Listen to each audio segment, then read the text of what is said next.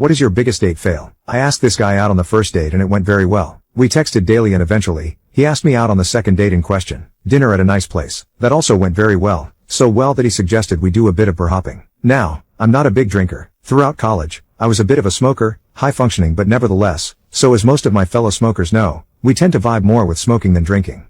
It was my only vice of choice until 2 months ago when I decided to quit completely. I then started drinking occasionally when out with friends or a cocktail on solo dinners. While I don't plan on smoking anytime in the near future, I still strongly prefer the feeling of being baked over being boozed. I digress. We go to 3 bars, take a shot at the first, look around at the second. It was a very quirky horror house / amusement park themed indoor bar, and even make out in the different rooms. Conversation is great. It's an adventure. We get to the 3rd bar and it is exactly the atmosphere we were looking for. Good music and a relaxed lounge environment. We park it here and I have a Moscow Mule and 2 vodka shots. More making out, more flirting and laughing and just overall genuinely enjoying each other's company. We both reach our limit, I am way past mine, and head back to his car so he can drive me home. I realize how intoxicated I am when I can't even give proper directions using Google Maps. Then I get this insane urge to take a pee. At this point, we are 5 minutes from my place and he takes my phone so he can figure this out. 4 minutes away, my bladder is on F. I tell him I really need to take a pee right now while I'm tapping my foot, uncomfortably shifting in my seat, etc. 3 minutes away, all hell breaks loose, and by hell, I mean my bladder goes from F to E in seconds.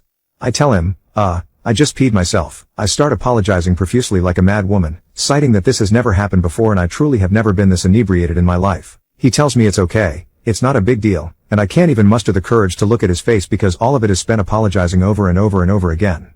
I tell him that I will absolutely clean it up when we get there and he says I really don't have to do that, but I strongly insist. We pull up to my place. It is one of 3 identical fourplexes, and like the intoxicated buffoon I am, I go into the wrong building, try to open the door and it doesn't work. I realize this and run into the correct building, quickly and mindlessly change into a very transparent and short-laced nightie and soak so many paper towels in this grapefruit-scented disinfectant spray. I run back to his car and frantically start cleaning his seats, leather, thank goodness, and he says something that smells really good. I am still apologizing and expressing how mortifyingly embarrassed I feel and, him being a very laid-back guy overall and with an unfazed face, says it's totally fine with a slight chuckle.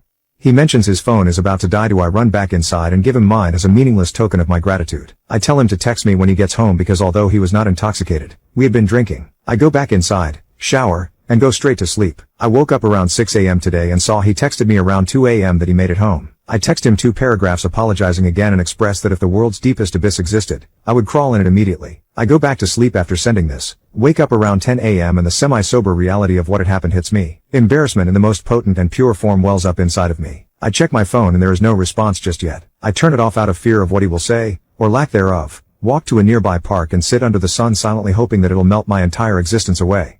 As I walk back home, I quietly accept that I will never drink again and he probably will never want to go out with me again. I am honestly very saddened about this because I liked where it was going and I was very curious to learn more about him and cultivate whatever might have been.